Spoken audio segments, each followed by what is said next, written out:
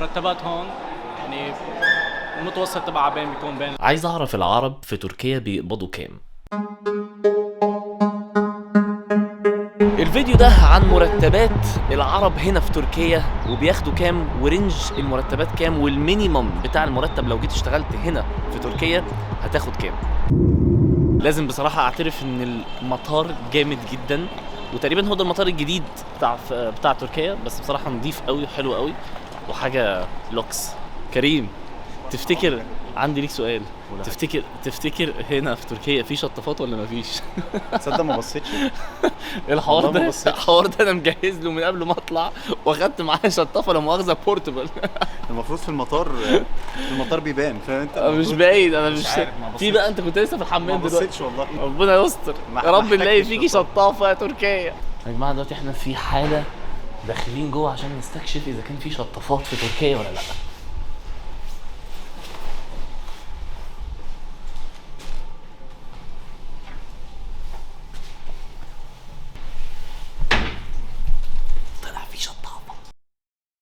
معانا يا جماعه اياد، هو زعيم العرب هنا في تركيا. في مينيمم المرتبات في المانيا حوالي دلوقتي بعد الابديت اللي حصل في 2022 بقى بالظبط 2100 يورو 100. تمام. كام بقى مينيمم المرتبات هنا عندك في تركيا كام؟ هلا بتركيا طبعا كل سنه كل بدايه سنه بيرفعوا حد الادنى للاجور، فهلا حاليا وصل $450. 54 يعني دولار. في 4500 دولار، يعني ممكن مثلا باليورو يبقى حوالي 390 ولا حاجه زي كده، يعني تقريبا 390 صحيح، 390 يورو تقريبا في الرينج ده. ومينيمم المرتبات في المانيا 2100، يعني 4 أضعاف تقريبا ممكن فرق شاسع يعني. كثير كبير. طب سؤال بقى انا عايز اساله لك من ناحيه تانية خالص. معالي الوزير احمد بن لبناني عايش هنا في تركيا، وعندي ليك سؤال، مرتبك كام في تركيا؟ فيك تقول كانت بالتركي يعني بدك تقول بين ال10 و18,000 باليورو او بالدولار؟ بالتركي. بالدولار. بالدولار يعني 700 $1,000. تمام. تمام. ما تقول لحدا. انت راجل غني في تركيا. حبيبي. مرتبك كام في تركيا؟ يعني مثل ما قال احمد، يعني المرتبات هون يعني المتوسط تبعها بيكون بين ال10 لل15 ل18,000. عرفت كيف؟ فانا راتبي بهالمتوسط. راتبه 25,000. طب سؤال يا جماعه عايز اساله لكم انتوا الاثنين. طيب طالما كده الايجارات ايه؟ علشان الناس كلها تسمع مرتبات مش هتفهم حاجه. الايجار هنا في تركيا ايه ورنجاتهم كام؟ يعني لو واحد مثلا سي بياخد 800 يورو هيعرف يأجر؟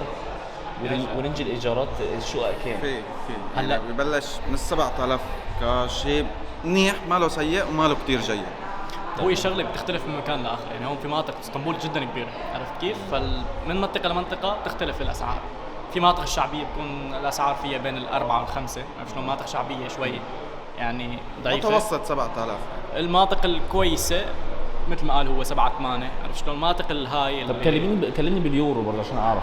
هلا باليورو بدك تقول 400 يورو 350 يورو. تماما. هذا المتوسط. 350 يورو ايجار الشقق.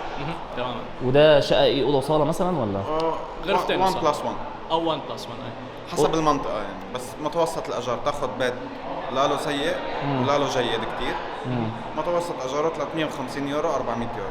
it depends بعدين 2 بلس 1 1 بلس 1. حلو. طب لو واحد طالب بقى دراسة جاي يدرس في جامعة سلامتك في اسطنبول، في سكن هنا مشترك ولا في لا؟ سكن طلابي، عرفت شلون؟ حلو. سكن ده بقى طلابي. بكام؟ هلا كمان بلش بال1000 1500 ليره للغرفه، يعني بالغرفه كان مع اشخاص 1500 ليرة يعني حوالي 100 يورو 70 يورو 80 يورو 70 يورو ده كده بالشهر. رخيص قوي. بالشهرين تقريبا. وكم واحد معاك في السكن؟ 4 بيكون مثلا، هو الرابع طبعا. هو 3 الرابع معك طبعاً. 4 ايه. بس طبعا اكل وشارب نايم بهذا اليوم. طب ولو عايز، والاكل بقى اسعار الاكل هنا هتكفيه بقى في يعني الأكل رخيص. الأكل رخيص. بتركيا رخيص. الشيء الحلو بتركيا بالأكل هو الأكل رخيص يعني.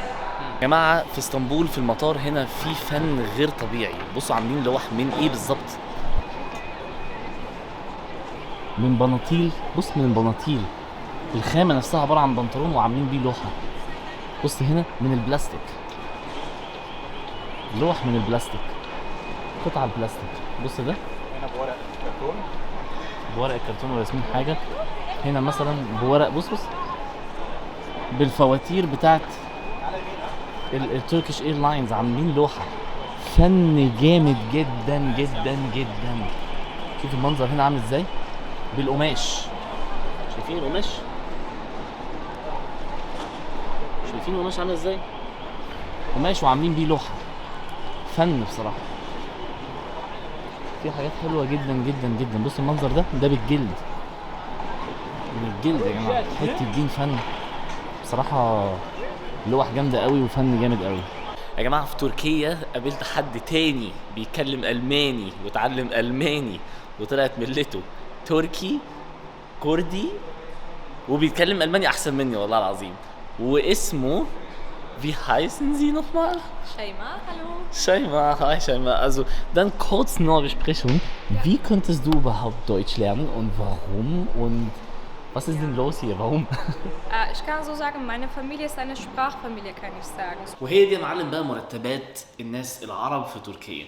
مرتبات حلوه بصراحه. البلد يا جماعه عجبتني انا شخصيا وجميله ونظيفه جدا، خصوصا ان احنا حاليا دلوقتي في الجزء الاوروبي من البلد. يعني اللي مش عارف ان اسطنبول نفسها مقسومه نصين، نص ينتمي للقاره الاوروبيه ونص بينتمي للقاره الاسيويه. فاحنا في الاوروبيه دلوقتي، وديت مودرن اكتر، متطوره اكتر، تقدر تشبهها بدبي بنسبه كبيره جدا، فيها تطور منتاليتي وناس راقيه. المرتبات هنا بتختلف برضو على انك انت تروح وتسيب اسطنبول بتاعه القاره الاوروبيه وتروح للقاره الاسيويه. بتختلف المرتبات شويه، وبالتالي بتختلف الايجارات وبتختلف كل الاماكن، خصوصا للناس الطلاب اللي عايزين يجوا يشتغلوا هنا ويدرسوا ويعيشوا حياتهم. ده موضوع تاني خالص. واللي اخدها هنا مرحله، فهي المرحله برضو بتتوقف على المرتبات اللي انا حكيت لك عليها ديت والايجارات اللي موجوده في البلد. فتركيا يا جماعه تعتبر هي يعني محطة كويسة جدا على انك انت تروح بيها اوروبا، من ناحية انك انت بتتعلم لغة جديدة. في ناس زي ما انت شفتوا بيتعلموا الماني كتير جدا هنا في البلد، لان في ارتباط قوي بين العلاقة والثقافة والبيزنس من الاخر نفسه بصفة عامة ما بين تركيا وما بين المانيا. لان في المان كتير قوي بيجوا على تركيا من ناحية البيزنس وزراعة الشعر والاسنان وي لان ارخص بالنسبة لهم من المانيا. فبتلاقي المان كتير هنا.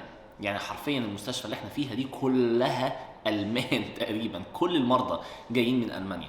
فناس كتير قوي بتتكلم المان، ومعينين موظفين بيتكلموا الماني علشان يعرفوا يعاملوا الجست الالماني.